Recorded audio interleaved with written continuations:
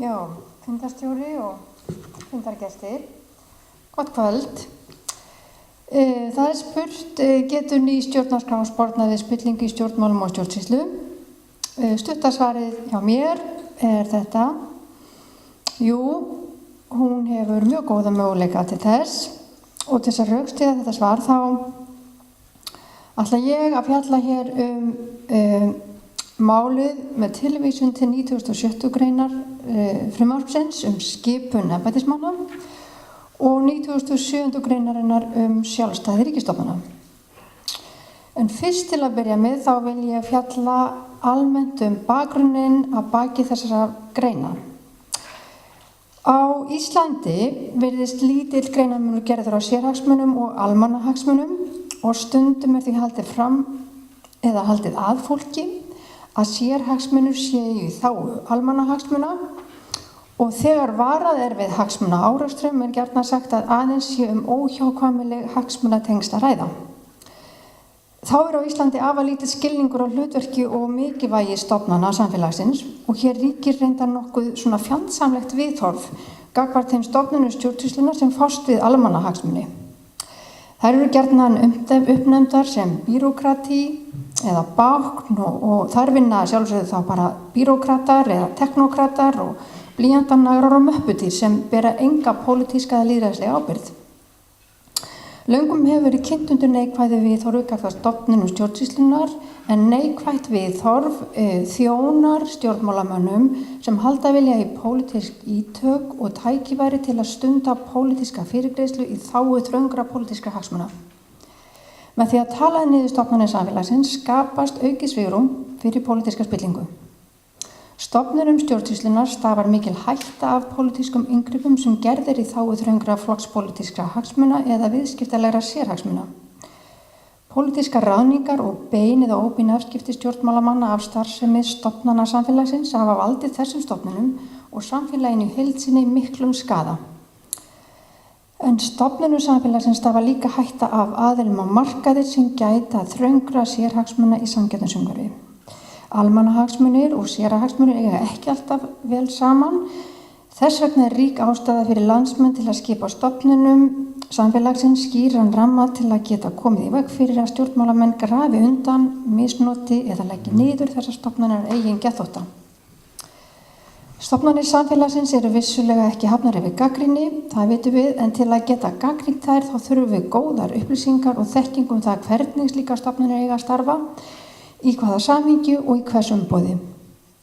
Stofnanamenning hér á Íslandi er afar slök að mínu mati og skilningur á kerfislægum áhrifum stofnana er lítill.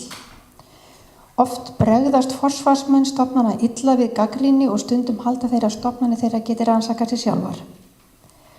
Vegna smæðar Íslands samfélags hvílir ríkari skylda á hinu opinbera að sjá til þess að hér þrífi stofnanaumhverfi sem best tryggir eðlilega og heilbrigða framvindu lýðræðisins.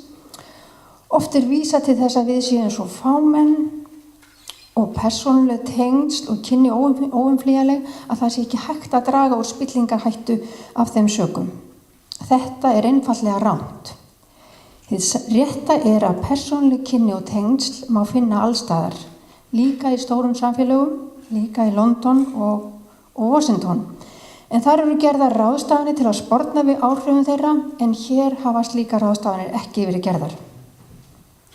Það er hlutverk stjórnmálamanna að marka stefnu og sjá til þess að aðgengi að opinberum upplýsingum, undirbúningur ákvarðana og málsmeðferð og afgreiðsla mála fái skipulagðan og viðurkenndan farveg innan stjórnkerfisins.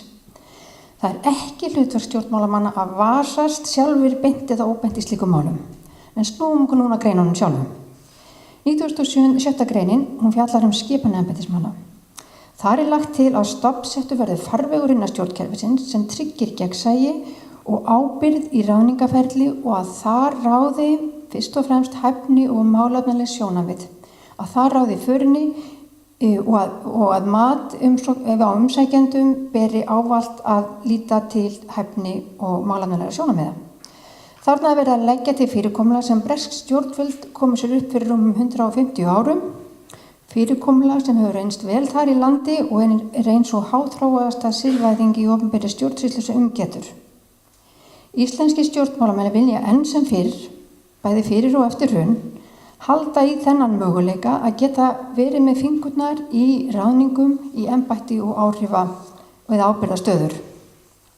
Nýleg dæmi tala sínu máli. Í stað þess að stofnsetja skipulagt kerfis og reglubundið verklag við ráðningar í embætti og ábyrgðastöður, þá virðast stjórnmálamenn heldur vilja ad hoc nefndir sem þeir skipa sjálfur í. Og þeir vilja líka gera sig kjánalega eða jafnvel vera gerðir að kjánum frammi fyrir alþjóð í tilraunum sínum til að svara fyrir gagnrýni og kærumál sem uppkoma. Allir sem hlut eiga að svona málum skaðast í núverandi kerfi. Ráðherrann sjálfur, sá sem ráðinn og sá sem ekki ráðinn. En ráðherrar vita sem að þeir geta komist upp með þetta. Líka ráðherrann sem í viðtalinu við fréttamannin hér á dögunum skipti snarlega hlutverk og fór úr ráðherragalunum og klæddi sig í búning verkalýðsforingjans á þess að fréttamanninum virtist finna það nokkuð athugavert. Ég tel að ganga þurfi lengra en tillögu stjórnarráðs og gerir greinin í 27. greininni. Ég tel að það kerfi sem stjórnarráð að leggja þar til þurfi líka að ná til skipan ráðherra í ráð, nefndir og stjórnir. Áður en ráðherra skipar í ráð, stjórnir og nefndir sem fara fyrir stofnunir hins opinbera og taka meiri háttar stjórnvaldsákvarðanir, þá ættu þeir sem til greina koma að mati ráðherrans að gangast undir viðurkennt hæfnis- og hæfismat sem framkvæmt af þessu sama kerfi sem 97. greinin að gera ráð fyrir. En lítum aðeins á 97. greinina. Hún kveður á að tilteknar stofnanir ríkisins sem gegna mikilvægu eftirliti eða afla upplýsinga sem nauðsynlegar eru í lýðræðisþjóðfélagi njóti sérstaks sjálfstæðis. Í greinargerðinni með frumvarpinu sérstaklega vísað til stofnana á borð við Hagstofu Íslands, Seðlabanka, Fjármálaeftirlit, Samkeppniseftirlit og umhverfisstofnanir. Það hvílir ríkari skylda á stjórnvöldum í fámennum samfélögum en stjórnvöldum í stærri samfélögum að taka á sig það hlutverk að tryggja, opna, upplýsta og lýðræðislega umræðu með aðgengi að góðum upplýsingum hagkerfið og ástand og horfur í efnahagslífinu. Öllum sem hafa skilning á mikilvægi upplýsinga í lýðræðisríki ljóst að upplýsingar af þessum toga hafa mikil pólitísk áhrif. Flestum nú ljóst að þegar þáverandi forsætisráðherra ákvað að leggja Þjóðhagsstofnun niður hér árið, þá áttu greiningadeildir nýju einkabankanna og Hagstofa Íslands að sjá það hlutverk sem stofnunin hafi haft. Færri áttuðu sig á því að forsætisráðherrann var einnig ráðherra Hagstofunnar. Það sem meira að þegar forsætisráðherrann lét af störfum sem forsætisráðherra og gerðist utanríkisráðherra, þá hélt hann eftir sem áður áfram að vera ráðherra Hagstofunnar. Stjórnmálamönnum ljóst að upplýsingar geta haft mikil pólitísk áhrif og aðgengi að góðum upplýsingum ástand og horfur innan hagkerfisins það tæki sem almenningur hefur til að veita stjórnmálamönnum aðhald. Núna 4 árum eftir bankahrunið megum við Íslendingar samt búa við það að greiningadeildir einkabankanna lesa okkur pistilinn ástand og horfur hagkerfisins og efndir loforðana nýja Þjóðhagsstofnun hafa látið á sig standa.